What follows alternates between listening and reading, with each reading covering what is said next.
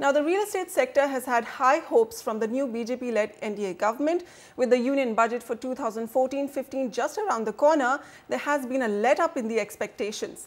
But will this budget be any different for the real estate sector? Will this government live up to the expectations of the sector and deliver what the sector has asked for? Onitam Ojha tells you what to expect from this budget.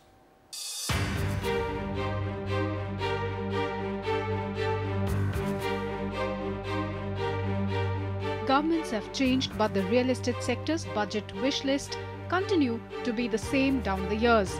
Infrastructure status for the sector has been one such long-standing demand. Infrastructure status would help the sector access money for the business at better interest rates and allow tax exemptions up to 10 years. This industry is accelerated, that's a realty sector. Automatically 250 industries will get a boost along with this. So first and foremost, we have demanded infrastructure status and the industry status to this realty sector. Then there is the much awaited and much talked about Real Estate Investment Trust, which has been pending since 2008. These would allow companies sitting on built assets to unlock value, create liquidity and make the market more transparent. Just going to accelerate the funding which will go in the real estate market. It will bring in a new instrument. Retail investors will get an opportunity to invest, and it will. The most important part of the REIT, except besides all the funding, is that it is a major exit route for people who are investing money. Industry players are also very hopeful of tax incentives, particularly for the affordable housing segment, a priority area of the present government, along with a review of external commercial borrowing norms to allow better access to foreign direct investments. They are also keeping their fingers crossed for service tax breaks.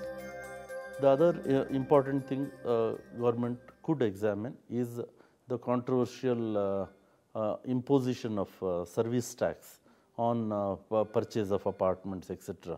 It is very sad that a single transaction is treated as a service by the central government and treated as a works contract by the state government and also as a sale by another arm of the state government. The ministry has also asked for increasing the tax exemption limit on home loans from the current levels of 1.5 lakh rupees per annum to 2.5 lakh rupees per annum, and at least 3% of funds under priority lending segment be earmarked by banks for the housing sector. But the key hope remains that the budget will convert the optimism on economic revival into reality. That holds the key to bringing life back into India's listless real estate sector.